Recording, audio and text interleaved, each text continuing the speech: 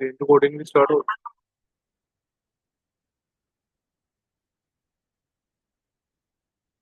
तो आज हम देखेंगे कि हम एलिमेंट्स को सर्च किस तरह कर सकते हैं।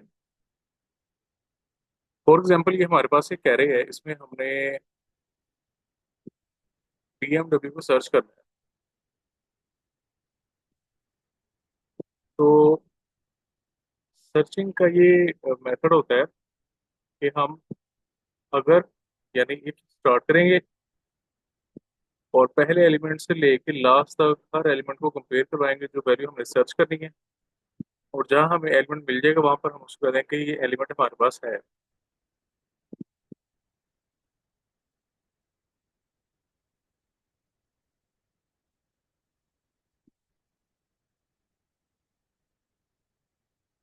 अब फॉर एग्जांपल हमने फाइंड करना है BMW को, तो हम कह सकते हैं यहाँ पर एरे में इफ कार्स हमारी एरे का नाम, और पहले जीरो इंडेक्स वाली वैल्यू सर्च कर लेते हैं। ये इक्वल है स्विच मार्क्स BMW के, तो इसको हम कह देंगे कि एलिमेंट फाउंड। ये हम सिलेक्ट करवा देंगे इसको।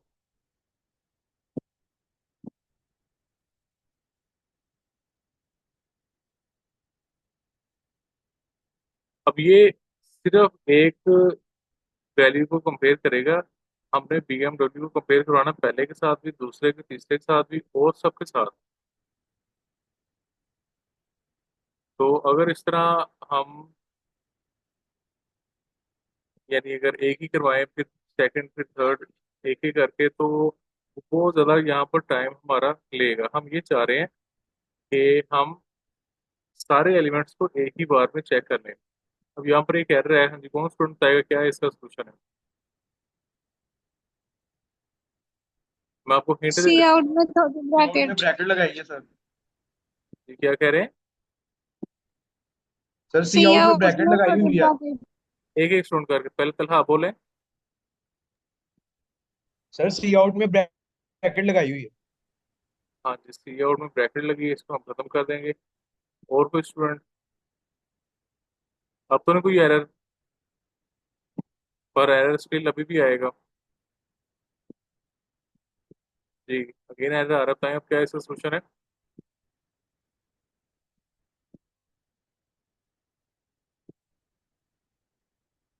हिंट आपको मैं दे देता हूँ कि जो नाम आपने रखा है वेरिएबल का, वो हर जगह सेम रखना है आपने। वेरिएबल का या एरे का नाम या किसी भी। कार्स ऊपर कार्स है, सर नीचे सी आउट की कार है। जगह चाह रहा हूँ। हाँ जी, ऊपर कार्स है और नीचे भी कार्स भी होना चाहिए। अब हम इसको चला के देखेंगे। अब बेसिकली यहाँ पर हो ये रहा है कि पहला जो एलिमेंट है जीरो इंडेक्स वाला, वॉल्वो कंपेयर हो रहा है BMW के साथ। यहाँ पर क्या उसके वो बराबर है?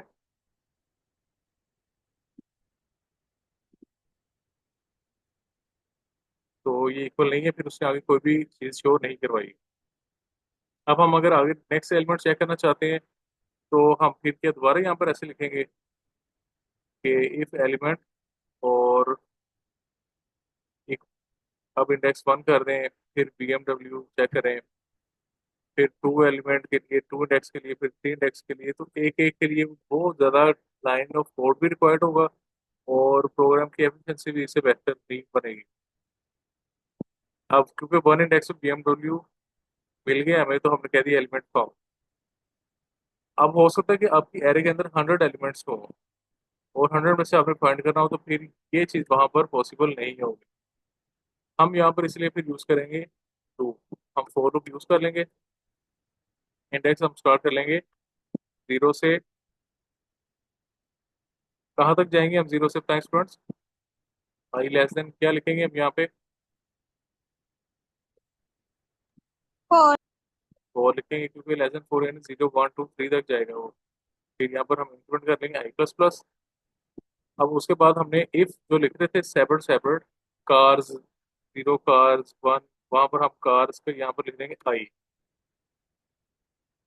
Cars i double equal to हमारा जो एलिमेंट जो हमने फाइंड करना है। फॉर एग्जांपल अगर हम BMW फाइंड कर रहे हैं, तो BMW यहाँ पर लिख लेंगे। ये इनपुट भी आप करवा सकते हैं वो, कि एक एलिमेंट या नंबर इनपुट करें जिसको आपने एरे में ढूंढना है, तो आप वो क्या लिखेंगे फिर? सी आउट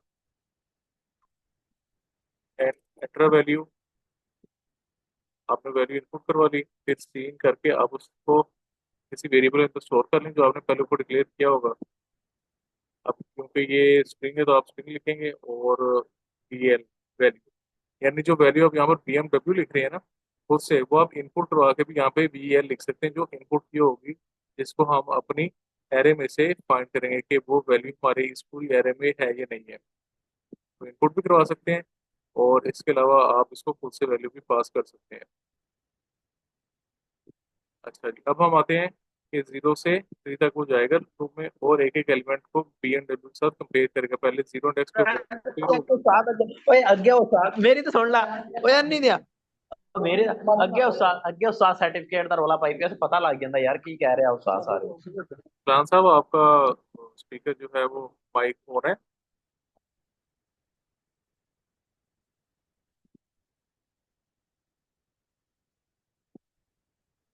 चलें जी, अब नेक्स्ट हम इसको रिजल्ट भी शो करवाएंगे कि अगर वो BMW के बराबर आ जाता है तो हम उसको मैसेज शो करवा देंगे एलिमेंट फाउंड।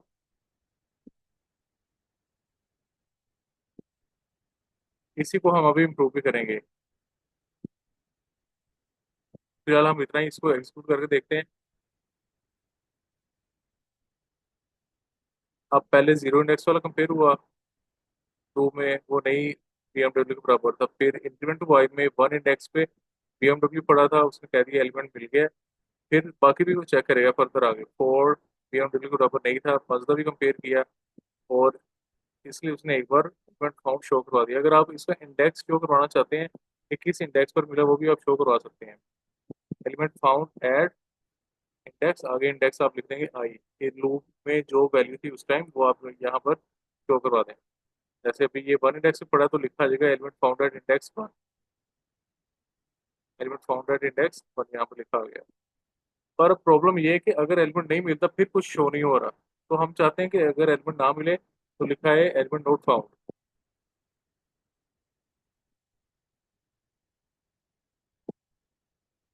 अब आप लोग मुझे बताएं, चाहे चैट में बता दें कि अगर मैं इस प्रोग्राम को चलाता हूँ तो एलिमेंट नोट फाउंड एक बार शो होगा या element not found 3 bar show होगा।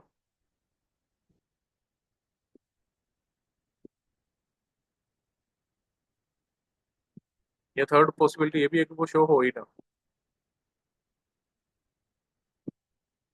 आपको मैं अलाउ कर रहा हूँ, आप खुद को अनम्यूट भी कर सकते हैं। स्टूडेंट का रिप्लाई एक बार कह रहे हैं कल शो होगा। एक और स्टूडेंट है 4499, वो कह रहे हैं 3 बार। एक बार, अब इसका हमें पता कैसे लगेगा कि इसने शो होना है या नहीं शो होना और कितनी बार शो होना है, इसको हम लूप के थ्रू समझते हैं। लूप डिसाइड करेगी कि ये इसकी एग्जीक्यूशन क्या होगी। अब इसको समझें। इंडेक्स 0 है, 0 इंडेक्स वाली वैल्यू कंपेयर BMW के साथ, यानी वोल्वो BMW के साथ कंपेयर हुआ तो कंडीशन होगी फॉल्स। फॉल्स और उसने शो करवा दिया एलिमेंट नोट फाउंड।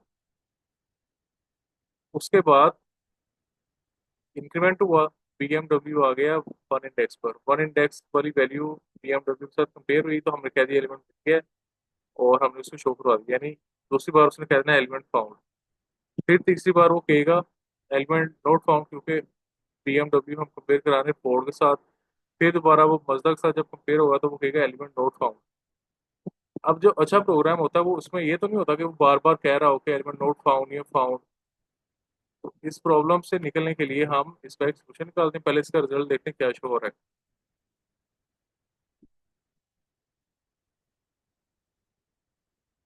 ठीक है, पहली बार में उसने जब वोल्वो के साथ कंपेयर किया लिखा आगे नोट फाउंड। फिर जब दूसरी बार 1 इंडेक्स पे BMW कंपेयर हुआ उसने कह दिया फाउंड। फिर थर्ड और फोर्थ पे उसने कह दिया एलिमेंट नोट फाउंड। अब जब हम इस तरह नहीं चाह रहे, हम चाह रहे हैं कि पूरा एक बार वो तसल्ली कर ले, देख ले अगर तो एलिमेंट मिल गया है तो लास्ट पर हमें वो बता दे कि ठीक है जी एलिमेंट फाउंड। नहीं मिला तब भी एक बार ही वो बताए कि एलिमेंट हमें नहीं मिला। तो इसके लिए हम फिर एक वेरिएबल ऐसा यूज कर लेंगे जिसकी हम वैल्यू यहाँ पर चेंज कर देंगे। फॉर एग्जाम्पल हम यहाँ पर एक वेरिएबल ले लेते हैं इन EF, कोई भी आप नाम रख सकते हो। EF एलिमेंट फाउंड, हम इसको कह देते हैं कि ये है 0।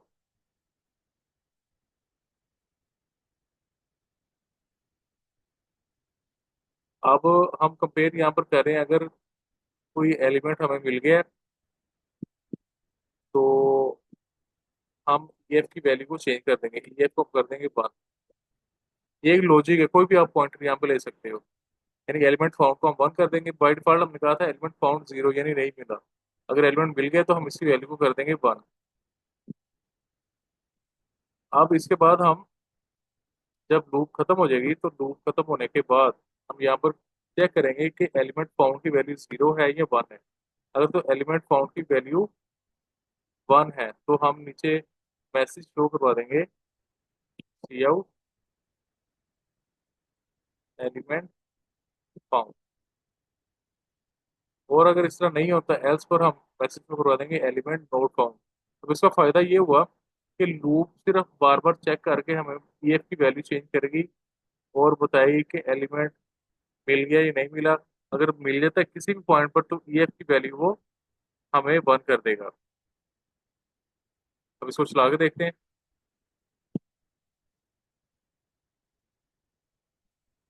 अब देखते हैं वो सिर्फ एक बार उसने शो करवाया है एलिमेंट फाउंड। बार बार जो वो शो करवा रहा था कि नोट फाउंड वो अब नहीं है, क्योंकि हम लूप से बाहर आ चुके हैं।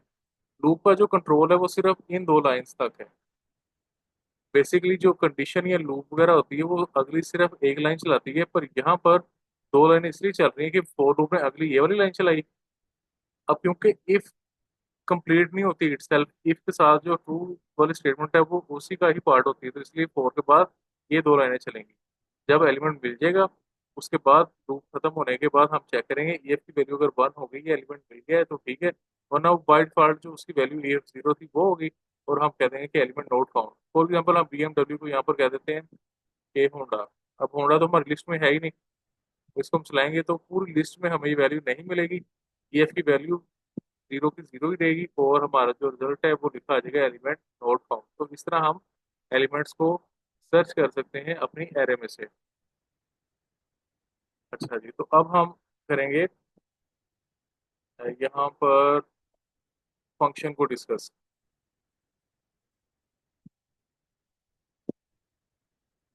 फंक्शन बेसिकली क्या होते हैं, ये आप कोई प्रोग्राम शो कर रहे हो, कोई अपना नाम 10 बार शो कर रहे हो, कोई भी आप एक्टिविटी परफॉर्म कर रहे हो, आपने वो सारा काम एक ब्लॉक के अंदर पुट करके उसका कोई ना कोई नाम रख देना है।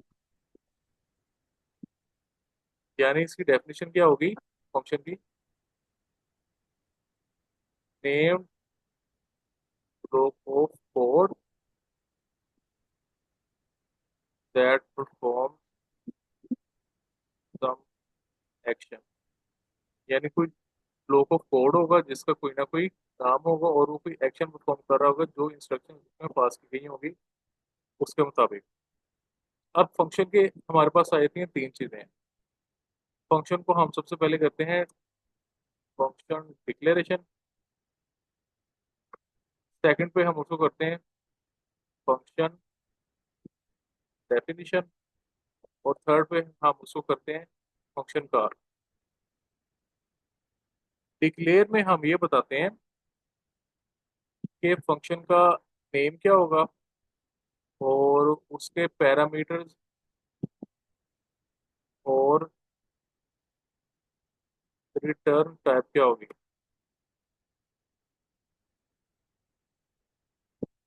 फंक्शन डेफिनेशन के अंदर हम बताते हैं कि फंक्शन ने काम क्या करना है।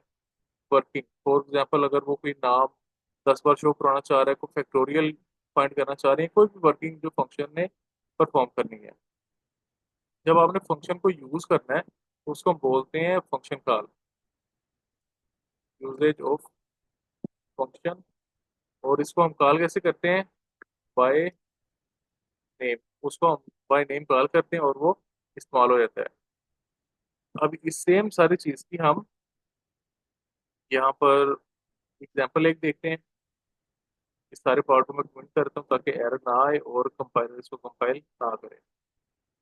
हम यहाँ पर एक फंक्शन बनाते हैं जो टेक्सटाइल टेक्नोलॉजी प्रिंट करे। अब टेक्सटाइल टेक्नोलॉजी प्रिंट करने के लिए हम पहले जो करते हैं मेथड वो लिखते हैं हम सी आउट और टेक्सटाइल टेक्नोलॉजी। अब इसको हम पहले वैसे सिंपल शो करवा के देखते हैं कि शो होता है या नहीं होता।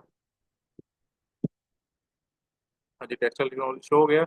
अभी सेम काम हमने करना है यहाँ पर, इसका एक फंक्शन बना के हम मेन से पहले चले जाते हैं ताकि हमारा फंक्शन मेन के बाहर ही रहे।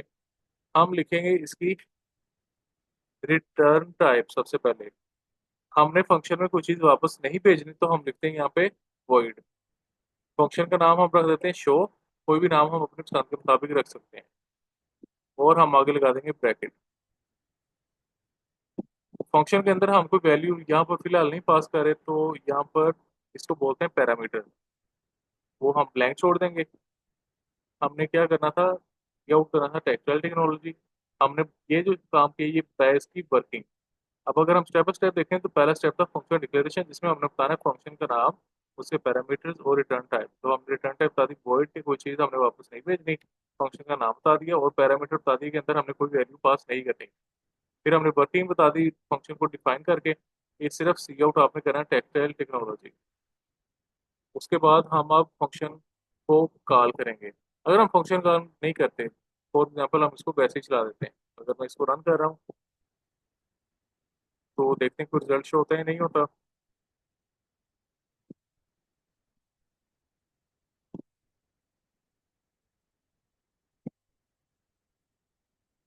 कोई रिजल्ट शो नहीं हो रहा, क्योंकि एक इंपॉर्टेंट पार्ट मिस है फंक्शन की वर्किंग का। हमने डिक्लेयर तो कर लिया है, हमने डिफाइन भी कर दिया, पर हमने उस फंक्शन को कॉल नहीं किया। कॉल कैसे करते हैं, उसका नाम लिख के। नाम हमने क्या रखा था फंक्शन का, शो।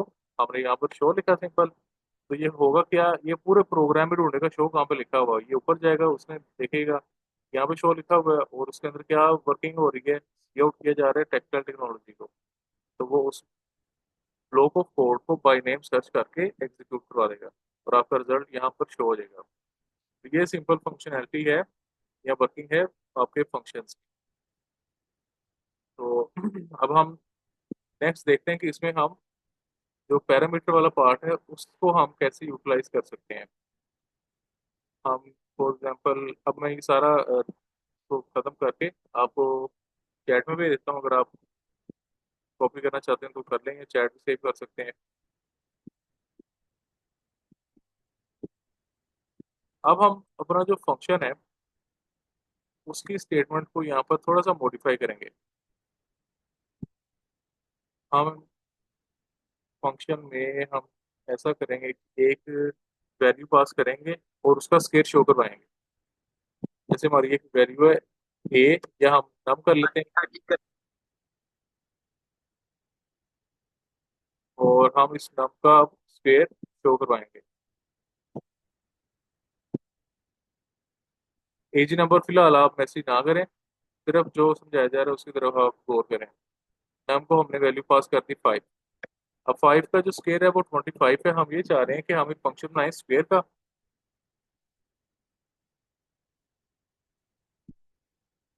और स्क्वायर के फंक्शन में जब हम नम पास करें तो हमें 5 का स्क्वायर यानी 25 शो हो जाए। तो यहाँ पर हमने वर्किंग जो है वो अपने माइंड में सोच लिया, प्लान कर लिया कि हमने क्या करना है फंक्शन में, जो भी नंबर पास होगा उसका हमने स्क्वायर फाइंड करना है। तो अब हम यहाँ पे ऊपर अपने फंक्शन के पास आएंगे, फंक्शन का नाम हमने रखना है स्क्वायर। तो हम यहाँ पर स्क्वायर ही लिखेंगे। कोई वैल्यू अब रिटर्न करवानी है हमारे पास, वैल्यू रिटर्न करवाने का ऑप्शन भी है स्क्वायर। जैसे 5 का आंसर, स्क्वायर का आंसर है 25, वो हम वापस भी मंगवा सकते हैं जहाँ पर इस फंक्शन को हम कॉल कर रहे हैं। दूसरा ऑप्शन ये है कि हम वापस ना मंगवाए, हम यहाँ पर ही शो करवा दें। अब वैल्यू हम नम पास कर रहे हैं, वो यहाँ से वैल्यू इधर आएगी इस ब्रैकेट में। यहाँ पर तो कोई वेरिएबल ही नहीं है जिसके अंदर हम उसको स्टोर करवाएं। तो हम यहाँ पर एक वेरिएबल ले लेते हैं उसी टाइप का जिस टाइप का नाम है। इंट के लिए हमने एक वेरिएबल ले लिया एन।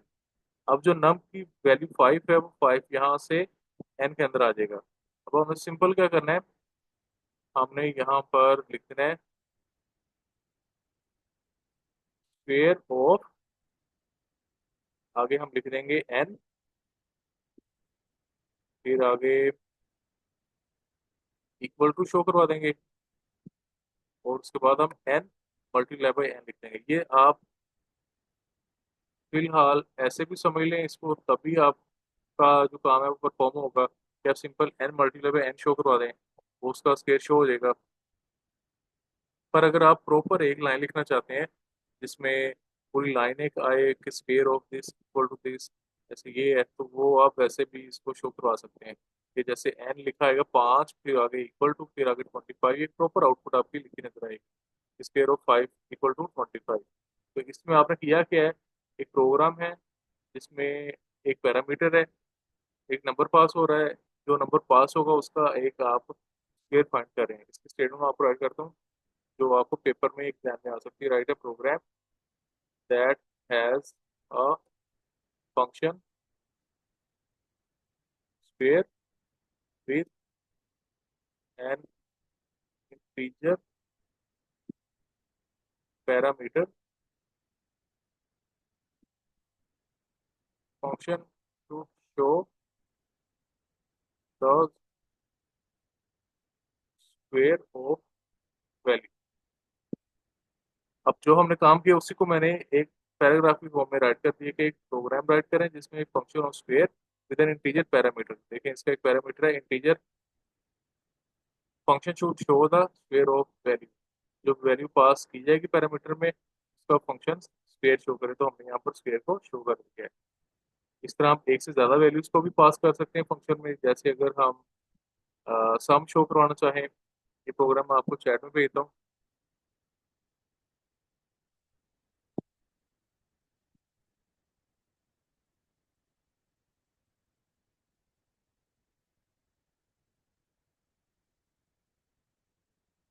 अच्छा जी, अब हम ये करना चाह रहे हैं कि दो वैल्यूज इनपुट हो फंक्शन में और उसका सम कैलकुलेट हो जाए। तो पहले तो हम अपने फंक्शन का नाम चेंज करेंगे, सम इंट ए कोमा इंट बी। अब क्योंकि दो वैल्यूज हैं तो हमें यहाँ पर दो पैरामीटर रिक्वायर्ड होंगे, ये हम खत्म कर देंगे यहाँ से क्योंकि हमें स्क्वायर अप नहीं चाहिए। हम यहाँ पर फंक्शन यूज कर रहे हैं सम कैलकुलेट करने के लिए और सम शो करवाने के लिए। मेन फंक्शन में हम आएंगे और यहाँ पर हम दो वेरिएबल ले लेंगे, एक्स और वाई। दोनों को हमको वैल्यू पास कर देंगे, एक्स इक्वल टू 10 कर देते हैं, ये वैल्यू आप इनपुट भी करवा सकते हैं, और वाई इक्वल टू 15 कर देंगे।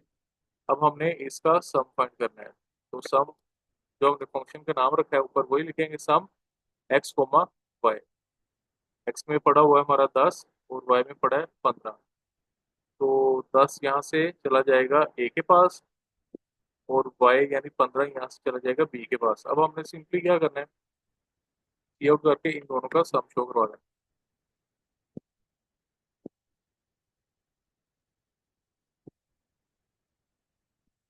यहाँ पर एरर आ गया है। अब ये तो एरर आप इजीली पिक कर लेंगे, क्या एरर है जी स्टूडेंट्स बताएं।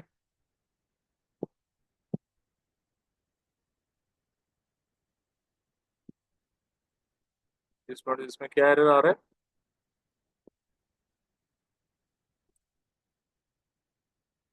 लास्ट पर सेमीकोलन मिस था। अब हम दोबारा सम इसको, वाली लाइन में सेमीकोलन नहीं लगा। ये बिल्कुल सेमीकोलन मिस था, वो हमें मिल रही है।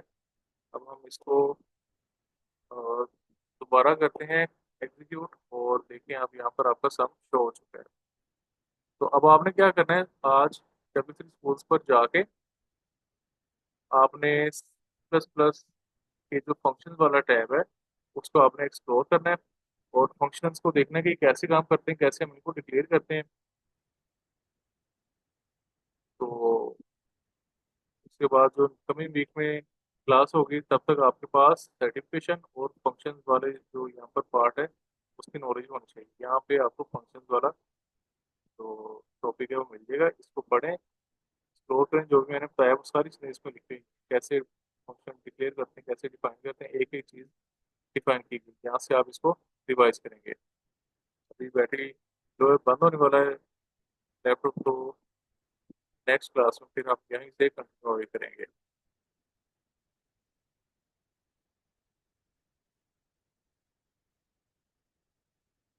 यार इनकी स्क्रीनशॉट ले लें जो पार्टिसिपेंट्स हैं उनका, ताकि अटेंडेंस इनकी मार्क हो सके।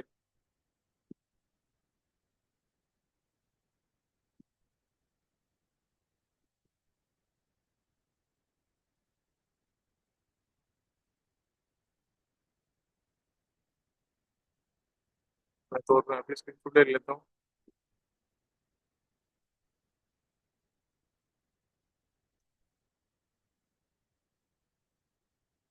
ये स्टूडेंट्स ओके, फिर हाफिज।